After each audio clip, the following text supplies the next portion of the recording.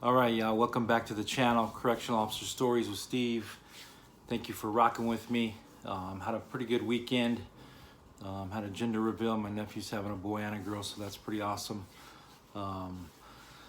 This Sun Devils lost, so that sucks. Lost to Colorado. The Cardinals lost. Is it any shocker? Probably not. Hey, but thank you for rocking with me. Appreciate you all. Still tons and tons and tons of positivity, especially on that video I put out yesterday with my nephew. So thank you so much. It means a lot. It's super humbling. So again, thank you. Let's go ahead and jump right into tonight's video. Like I said, I've been getting a lot of messages, a lot of positive messages, but I've been seeing a lot of you remember inmates have PTSD and they've been through a lot, and that's the reason why they commit their crimes. And when they go to prison, it's horrible. The PTSD is crazy. It's not just military veterans that get PTSD. It's inmates and any kind of post-traumatic stress you've been through. And listen, I get that. I totally understand that, and they do. And whoever's, a lot of you guys that are saying you're totally on point. But here's the thing. Correctional officers get it too. It's a very stressful environment to work in. It's super, it changes on a daily basis, like I've said in some of my previous videos. The divorce rate for correctional officers is 80%. Think about that for a little bit. 80%. That's the divorce rate. And more than likely because officers come home in a bad mood, stressed out, snapping at their husband or wife because they had a bad day at work. They might have had a fight, or they might have been assaulted, or they might have had a fire, or whatever they did, it led up to them coming home in a bad mood. Like I've said before, you're not going to ever see in society what you see in the prison facility. You're just not. You're not going to go to some 9-to-5 job and see what you see on a daily basis in a correctional facility. It's never going to happen. I'm thankful for what I do now. It's completely different. Put on some weight, but it's completely different. Got a little gray hair. That's from the corrections though, but you can touch that up with Just for Men. But no, for real. Correctional officers definitely get PTSD. I've seen a lot of them, and it leads to death just like it does war vets, and just like it does inmates do the same thing. They commit suicide, they cut themselves. It all depends, but I just wanted to kind of touch on that because I know a couple of divorces that have happened because of the facility. And here's another thing that a lot of people don't realize. There's a lot of stress in the facility, and not to say people don't realize that, but there's a ton of stress. Like, I can't tell you how many times I knew leaving my job for the day, leaving my shift, that the following day and the next 2 weeks was going to be crazy because we got a particular inmate in, and this particular inmate was going to be kicking the doors off and constantly fighting and whatever. And remember, this was when I was working lockdown, and that's what I'm referring to. So you just never know, and you're constantly stressed out. You're constantly on edge. Your adrenaline's constantly pumping. So when you get home, it's hard to leave that baggage at the door and walk in and be cordial with your spouse and be normal and, not leave that, that craziness to behind the walls and the gate and walk out and you're good. It's just completely different. So I really just wanted to touch on that. I know for myself, I used to come home in a bad mood, pissed off from what happened at work. And it's just not the inmates, it's some of the officers too. Some of the officers are out of control, especially if you know you have a dirty officer, or you have a piece of shit sergeant, or a scumbag lieutenant, or a douchebag captain, or an idiot administrator. Who knows? Or if you're working with a dickhead every day that just doesn't have a clue, is a hug-a-thug, just a chump, you know what I mean? That's super stressful too. So you never know where the stress is going to hit you from. It's going to hit you. You might be training a new officer that doesn't have a clue, that doesn't really want to be there, and is just there because he needs a paycheck or she needs a paycheck. And that's why I harp on that so bad, because I see that happen so often.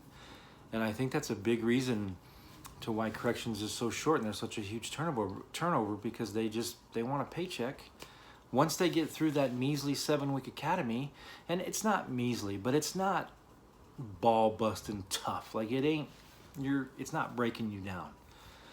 It's not like a Marine Corps boot camp where you're just being bashed to death. So once they get there, they break. And that's why I think it's such a high turnover. So that leads to stress on officers too, because they're trying to run the yard with no staff. And you're always outnumbered by the inmates anyway. And just think, with no staff, you're in that much more stress. So just, think about that when you're thinking about, what inmates go through. And sometimes they put themselves through that, right? Just like officers put themselves in that job. You committed that crime, now you got to go do that time for that crime. And we all know that when you go down, we don't reform inmates. You don't go to prison to be rehabilitated. There is no such thing as that. You're going to prison to probably do the same shit you're doing on the street. It's just more expensive and a little bit harder and a lot more politics, and you're closed in and you're being pretty much told what to do day in and day out by the officers and by your freaking race if you're running on a PC or a GP yard. And even on a PC yard, there's a little bit of politicking. So nothing like a GP yard, but there's a little bit. Damn, I got bit by some bugs last night, like some mosquitoes. I'm just itching like crazy. But anyway, I just wanted to touch on that briefly. I'm no freaking psychologist, I'm no doctor, so I'm not going to sit here and really dive into what PTSD means and what it does and how it affects you. And I'm by no way trying to disrespect anybody that has it, that lives with it. I'm not. I've never been through the nightmares. I've never had anything like that, but I know for a fact that it's relevant within corrections, in the police department, whatever, but I'm talking about corrections. It's very relevant.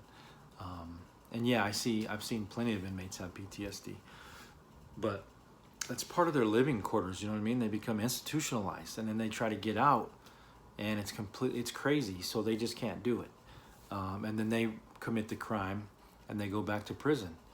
And that means they've not been rehabilitated in the facility because they get out to go back because that's their home a lot of times.